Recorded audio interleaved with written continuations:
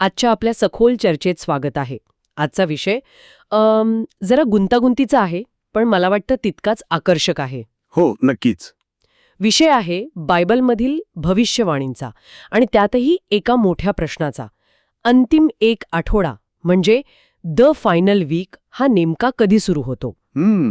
आपल्याकडे ना काही धर्मशास्त्रीय अभ्यासपूर्ण लेख आहेत आणि ते डॅनियल आणि प्रकटीकरण या पुस्तकांचा आधार घेऊन या घटनाक्रमाची एक विशिष्ट मांडणी करतात. बरोबर.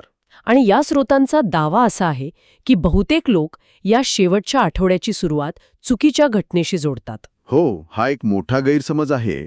तर आज आपण या स्रोतांच्या मदतीने ती खरी सुरुवात कशाने होते आणि तो फरक इतका महत्वाचा का आहे हे सोप्या भाषेत उलगडून पाहणार आहोत. नक्कीच. पण ही मांडणी समजून घेण्यासाठी ना या स्रोतांची काही मूलभूत गृहीतके लक्षात घ्यावी लागतील. ओके. त्याशिवाय पुढच्या घटनांचा अर्थ लागणार नाही. पहिलं आणि सर्वात महत्वाचं गृहीतक म्हणजे प्रकटीकरण अध्याय 7 मध्ये जे 1,44,000 लोक आहेत. हो. आणि अध्याय 14 मध्ये उल्लेख असलेले 1,44,000 लोक हे दोन वेगळे गट नाहीत. अच्छा, म्हणजे ते एकच आहेत. अगदी, ते एकच आहेत. स्रोतांनुसार हीच ती पहिली फळे आहेत ज्यांना मनुष्यांमधून देवासाठी निवडलं जाईल. ठीक आहे, म्हणजे हे 1,44,000 लोक या सगळ्या भविष्यकाळाच्या नकाशाचे काय म्हणतात त्याला केंद्रबिंदू आहेत. बरोबर. पण इथेच मला एक मोठा प्रश्न पडतो. स्रोतांमध्ये असाही उल्लेख आहे की हे 1,44,000 लोक म्हणजेच 2 साक्षीदार आहेत. एक मिनिट, 1,44,000 लोक आणि फक्त 2 साक्षीदार, हा आकडा कसा जुळतो? स्रोत याबद्दल काय सांगतात? हा खूप महत्वाचा आणि उत्तम प्रश्न आहे आणि याचं उत्तर समजून घेणं गरजेचं आहे. या स्रोतांनुसार याचा अर्थ शब्दशः घ्यायचा नाही. म्हणजे प्रतिकात्मक आहे. हो, अगदी. तो प्रतिकात्मक आहे. जुन्या काळातल्या कायद्यानुसार कोणत्याही गोष्टीला कायदेशीर साक्षी देण्यासाठी किमान 2 लोकांची गरज असायची. हो, बरोबर. दार म्हणून काम करतात. अच्छा. त्यांची संख्या मोठी असली तरी त्यांची साक्ष एक आहे म्हणून त्यांना 2 साक्षीदार असं म्हटलं आहे. अच्छा, म्हणजे हे कायदेशीर प्रतीक आहे.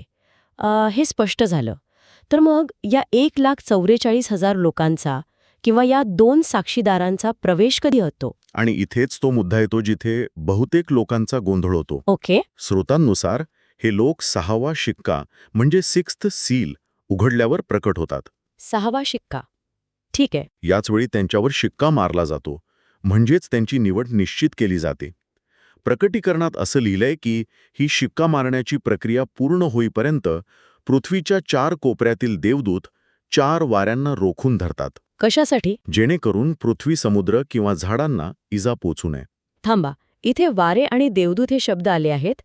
प्रकटीकरण अध्याय 7 मध्ये हे 4 वारे आहेत जे भौतिक नुकसान करतात. हो. पण नंतर अध्याय 9 मध्ये युफ्राटिस नदीजवळ बांधलेल्या 4 देवदूतांचाही उल्लेख आहे. हे दोन्ही एकच आहेत का? नाही, अजिबात नाही. आणि हाच या विश्लेषणाचा गाभा आहे. अच्छा. स्रोतांनुसार या 2 गोष्टी पूर्णपणे वेगळ्या आहेत आणि हा फरक न समजल्यामुळेच अंतिम आठवड्याच्या सुरुवातीबद्दल गैरसमज होतो. ओके, स्पष्ट करा जरा. प्रकटीकरण 7 मधले 4 वारे हे नैसर्गिक शक्तींसारखे आहेत जे भौतिक विनाश घडवतात. पण प्रकटीकरण 9 मधले युफ्राटिस नदीजवळ बांधलेले 4 देवदूत हे वेगळे आहेत. ते दुष्ट आत्मिक शक्तींचं प्रतीक आहेत. ओके, तर मग अंतिम आठवडा कधी सुरू होतो? जर 6वा शिक्का उघडल्यावर नाही तर कधी? स्रोतांनुसार अंतिम आठवडा तेव्हा सुरू होतो जेव्हा 6वा करणा वाजवला जातो. 6वा करणा, 6th ट्रम्पेट. हो, 6वा शिक्का नाही तर 6वा करणा. या 6व्या करण्याच्या आवाजाने युफ्राटिस नदीजवळचे ते 4 देवदूत सोडले जातात. आणि मग श्वापदांना म्हणजे बीशना बाहेर काढतात.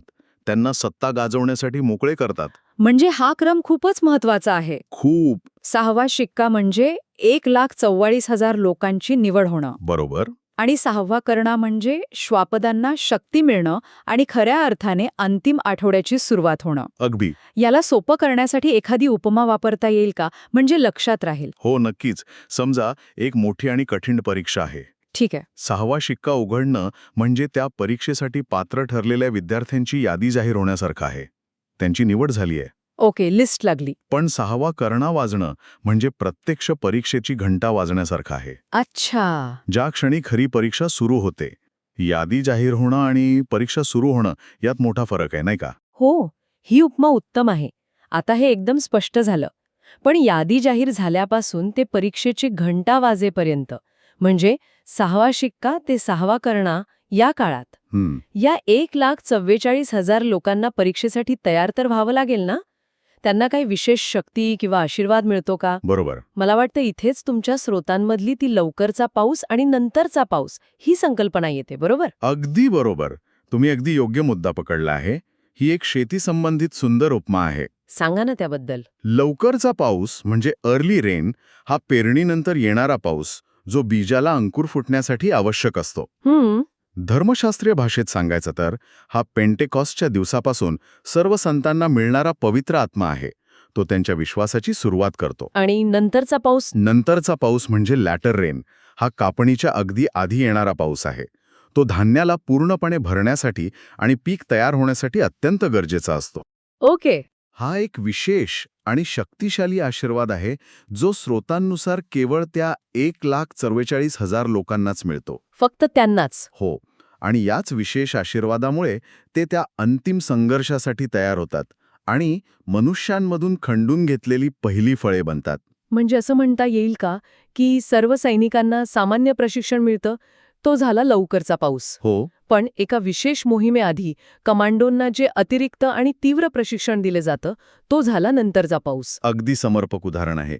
पवित्र आत्म्याचा शिक्का म्हणजे तो लवकरचा पाऊस. तो सर्वच संतांना मिळतो. पण नंतरच्या पावसाचा हा विशेष शिक्का फक्त त्या 1,44,000 लोकांनाच मिळतो, जे अंतिम आठवड्यात ती निर्णायक भूमिका बजावतात. ठीक आहे. तर आता आपण त्या परीक्षेच्या वेळेवर आलो आहोत. 6वा करणा वाचतो, श्वापद बाहेर येतात आणि अंतिम आठवडा सुरू होतो. बरोबर. यालाच महासंकट म्हणजे ग्रेट ट्रिब्युलेशन असं म्हटलं आहे का? अरे आणि हे संकट नक्की कसं दिसतं? हो. अंतिम आठवड्याचा पहिला अर्धा भाग म्हणजे 42 महिने किंवा 1,260 दिवस हा महासंकटाचा काळ आहे. 1,260 दिवस? हो. या काळात दोन मोठ्या शक्तींमध्ये थेट आणि तीव्र संघर्ष होतो. हा काळ संतांसाठी अत्यंत कठीण असेल असं वर्णन आहे. त्या दोन शक्ती म्हणजे कोण? आणि आपण श्वापद म्हणतोय, पण स्रोतानुसार हे नक्की कोण आहेत किंवा काय आहेत? हे काही राक्षसी प्राणी आहेत का? नाही, हे सुद्धा प्रतिकात्मक आहे. अच्छा. स्रोतानुसार एकीकडे 2 श्वापद आहेत.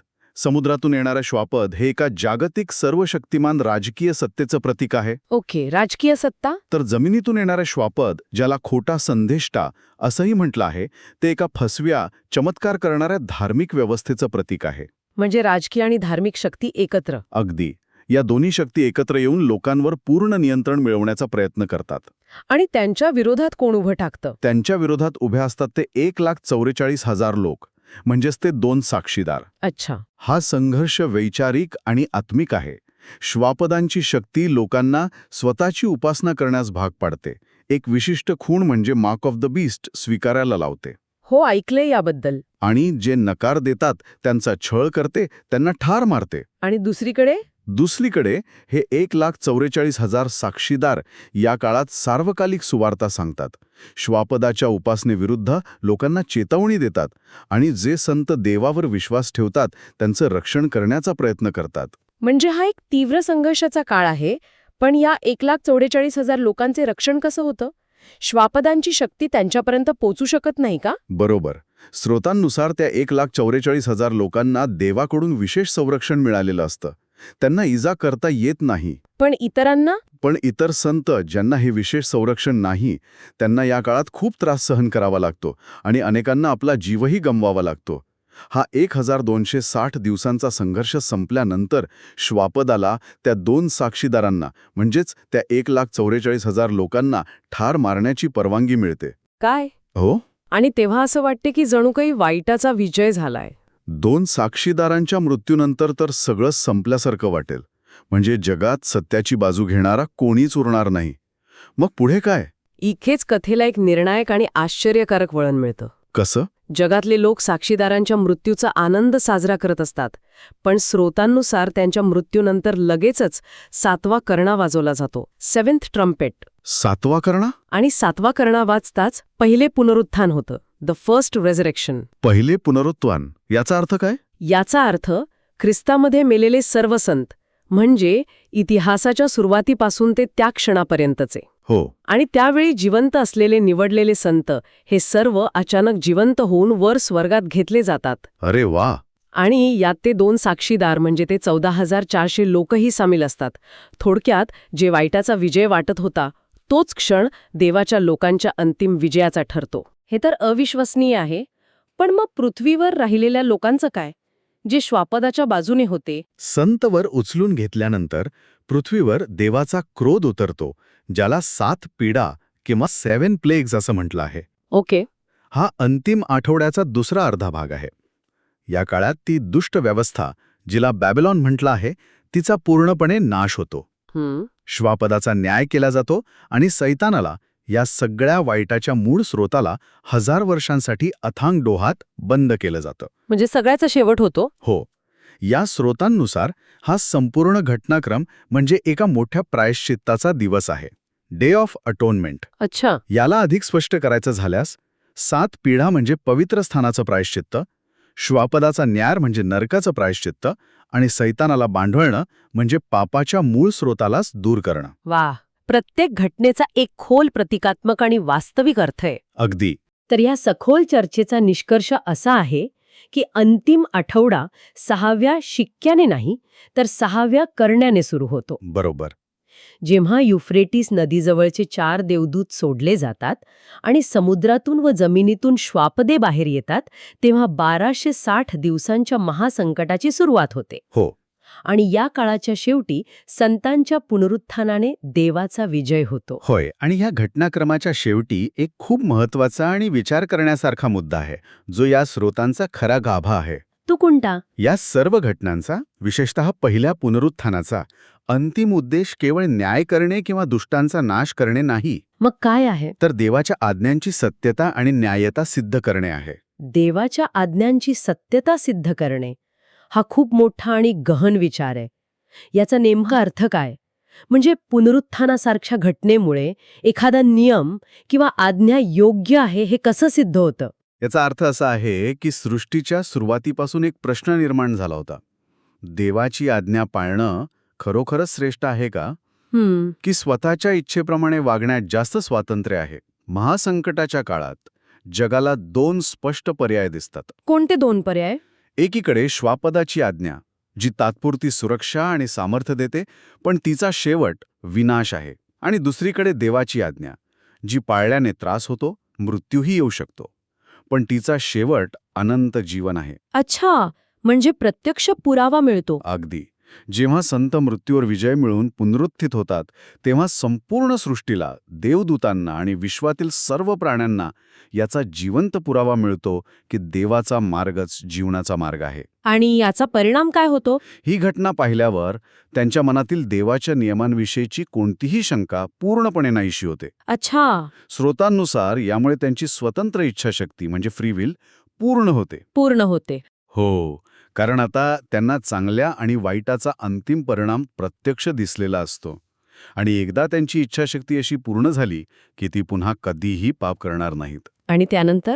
यानंतरच पापाचा आणि मृत्यूचा कायमचा नाश होऊन देवाने योजलेली मूळ सृष्टी पूर्णत्वास येते. म्हणजे या विश्लेषणानुसार निर्मितीची पूर्तता त्याच्या सुरुवातीला नाही, तर या नाट्यमय घटनांच्या अंती देवाच्या नियमांच्या अंतिम प्रमाणीकरणाने होते. अगदी बरोबर. आणि म्हणूनच विचार करण्यासाठी प्रश्न असा आहे, सांगा. जर या स्रोतांनुसार निर्मितीची परिपूर्णता सुरुवातीला नव्हती, तर ती संघर्षातून, निवडीतून आणि सत्याच्या अंतिम प्रमाणीकरणातून शेवटी प्राप्त होते, तर याचा आपल्या जीवनातील संघर्ष, आपल्या निवडी आणि स्वातंत्र्याच्या संकल्पनेबद्दल काय अर्थ असू शकतो?